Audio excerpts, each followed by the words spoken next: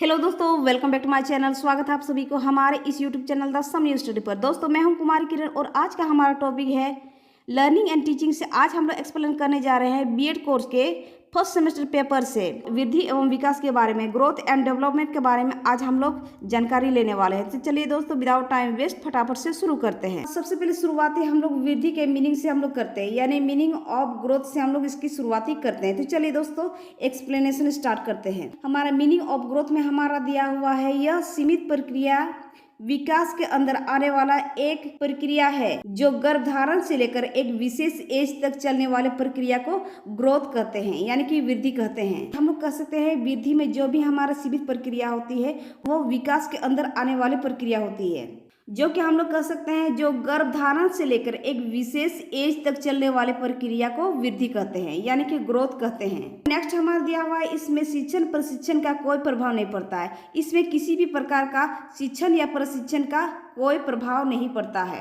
Next हम लोग पाते हैं, यह शारीरिक रचना और शारीरिक परिवर्तन की ओर संकेत करती है, जैसे कि ऊंचाई, वजन और अंगों का बढ़ना। हम लोग कह सकते हैं ये सारे जितने भी है, ऊंचाई, वजन, या फिर हम लोग बोल सकते हैं किसी व्यक्ति के अंगों का बढ़ना, ये सारे हम लोग बोल सकते हैं शारीरिक परिवर्तन, यानी कि ये वृद्धि के अंतर्गत आती है।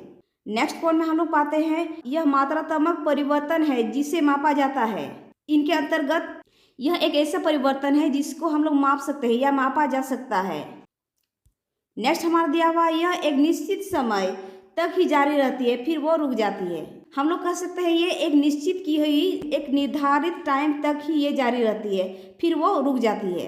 अगर हम लोग उदाहरण तौर में देखें तो हम लोग वहाँ पर पाते हैं, जैसे में हमारा दिया हुआ है एक बच्चे की ऊंचाई बढ़ना या किसी पौधे का तना लंबा होना, ये सारी चीज़ें हम लोगों को एक वृद्धि के अंतर्गत हम लोग को देखने को मिल सकती है। यानी कि किसी भी बच्चे के ऊंचाई में बढ़ना या उसके वजन में बढ़ना, ये सारी चीज़ें हमारा वृद्धि के अंतर्गत आती है। वही अगर पौधा, ये पेड़ पौधे के बारे में बात किया जाए तो उनमें भी परिवर्तन होती है, यानी कि उसमें तना में हम लोगों को उसमें मोटाई या लंबाई देखने को मिल सकती है। तो चलिए दोस्तों, हम लोग नेक्स्ट पॉइंट देखते हैं। नेक्स्ट पॉइंट है हमारा विकास यानी डेवलपमेंट। इसमें हम लोग पाते हैं जो जन्म से लेकर मृत्यु तक चलने वाले प्रक्रिया को विकास कहते हैं। जो भी हमारे जन्म से मृत्यु तक का सफर होता है उसी प्रक्रिया को हम लोग बोल सकते हैं विकास। यह किसी व्यक्ति की संरचना, विचार या व्यवहार में परिवर्तन से होता है, जो जैविक और पर्यावरणीय दोनों प्रभावों के कार्यों के रूप में ये जाने जाते हैं। नेक्स्ट पॉइंट हमारा है, यह गुणात्मक परिवर्तन है जिसे मापा नहीं जा सकता है। हम लोग बोल सकते हैं इसमें एक एबिलिटी पाई जाती है कि ये हमारा गुणात्मक परिवर्तन है, इसको हम लोग किसी भी प्रकार के डिवाइस से इसको मापा नहीं जा सकता है। नेक्स्ट पॉइंट है हमारा, विकास में वृद्धि, समझ और व्यक्तित्व का विकास भी शामिल होता है। नेक्स्ट पॉइंट है हमारा, यह एक व्यापक और जटिल प्रक्रिया है जो मात्रात्मक और गुणात्मक दोनों के परिवर्तन को शामिल करती है।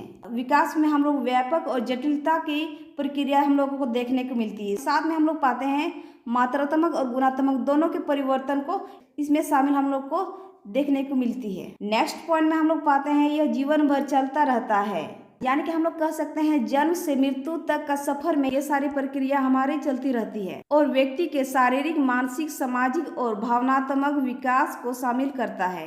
और हम लोग कह सकते हैं साथ ही व्यक्ति के शारीरिक, मानसिक, सामाजिक और भावनात्मक विकास को भी वो शामिल करता है। दोस्तों, वीडियो को आगे बढ़ाने से पहले मेरे आपसे रिक्वेस्ट है, अगर इस चैनल पर आप पहले बार विजिट करना है तो चैनल को सब्सक्राइब जरूर कर दें। साथ ही बेल आइकन को भी प्रेस करके ऑल सेलेक्ट जरूर कर लीजिएगा, जिससे आपको नई अपलोडेड वीडियो की नोटिफिकेशन टाइम टू टाइम मिलती रहे। तो चलिए दोस्तों, नेक्स्ट पॉइंट देखते हैं। चलिए दोस्तों, समझने के लिए हम लोग उदाहरण का प्रयोग करते हैं, यानी उदाहरण के लिए में देखते हैं। इसमें हम लोग पाते हैं किसी बच्चे का चलना सीखना, बोलना सीखना या किसी के सोचने की क्षमता का विकसित होना, ये सारी चीज़ें हमारे विकास के अंतर्गत देखने को मिलती है। नेक्स्ट पॉइंट हमारा दिया हुआ है, विकास में परिपक्वता और पर्यावरण के साथ अंतक्रिया दोनों का योगदान होता है।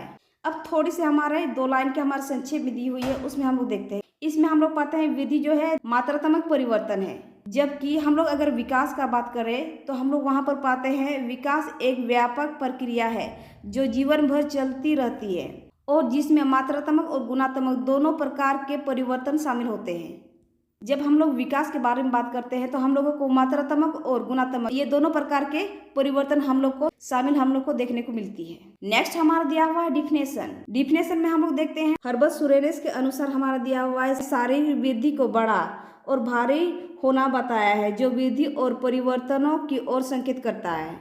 इसके अनुसार यह कहा गया है कि शारीरिक वृद्धि को बड़ा होना और भारी होना बताया जाता है जो वृद्धि और परिवर्तन की ओर संकेत यानी कि इशारा करती है। चलिए दोस्तों नेक्स्ट पॉइंट देखते हैं। अब हम लोग देखते हैं फ्रेंच के अनुसार क्या परिभाषाएं दी हुई है उसके बारे में देखते हैं। फ्रेंच के अनुसार हमारा कहा जा रहा है कि शरीर के किसी विशेष पक्ष में जो परिवर्तन आता है इनके द्वारा उसे वृद्धि कहते हैं। हम लोग कह सकते हैं इनके अनुसार फ्रेंच के अनुसार शरीर में होने वाले कोई भी विशेष अंकों में परिवर्तन हम लोग को देखने को मिलती है उसी को इनके द्वारा वृद्धि कहा गया है।